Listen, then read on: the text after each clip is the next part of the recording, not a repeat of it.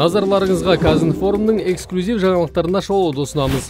Бүгін түркістандық тілшіміз Қайрат Зайнишевтің эксклюзив фоторепортажы шықты. Журналистіміз Сайрам ауданына қарасты Қарабұлақ ауылынан арнайы материал әзірледі. Қарабұлақ тұрғындары бүгінде еңбекқорлығымен танылып келеді. Мәселен, Қазақстан бойынша ең үлкен мал базары осында орналасқан. Сондай-ақ 60 мыңға жуық халқы бар кішкене ғана елді мекенде жүк көліктеріне арналған тіркеме құрастырылады. Кәсіпорын жылына 500 тіркеме шығаруға қауқарлы. Бұл бағытта арнайы лицензия да алған. Дегенмен күнделікті тоқтаусыз жұмыс істеуге күн райы көп кедергі келтіреді. Әсіресе күннің суығында сыртта жүріп жұмыс жасау қиын. Сондықтан қысқы мезгілде өнім көлемі азаяды. Мұндай қиындықтарға қарамастан ауылдықтар 7 жылдан бері өндірісін жалғастырып келеді.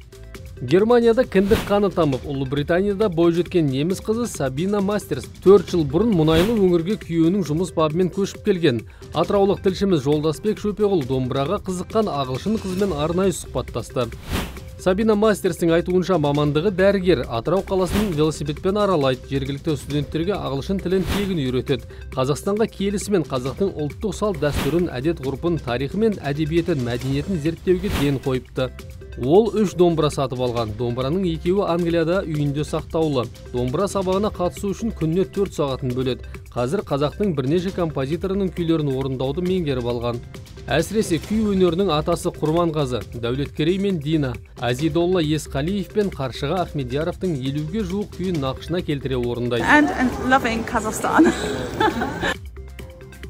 Еліміздің әр өңірінен Астанаға арман қуып келетіндер көп. Ал кейінгі уақытта Алматыда жер сілкінуі жиі тіркеліп, қала тұрғындары арасында елордаға қоныс аударуға ниеттілер көбейгені сөз бола бастады. Осы орайда сарапшылар Астанадағы пәтерлердің бағасы қымбаттап жатқанын алға тартып отыр. Ал белгілі сарапшы Мақсат Халықтың айтуынша, Астанада пәтер құны қымбаттауы мүмкін. Бұл заңдылық. Елордада пәтер бағасының көтерілу қалыпты жағдай. Алматыдағы жер сілкінісінен кейін Астанадан үй алып қою керек дейтіндер де аз емес.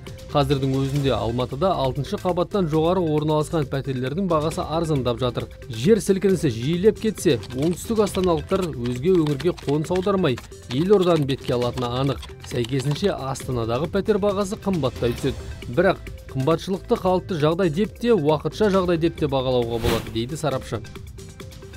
Материалдардың толық нұсқасын Казинформ сайтынан оқи аласыз. Сондай-ақ өзекті ақпарат пен тұшымды сараптаманы Казинформ мобильді қосымшасынан танысуға болады.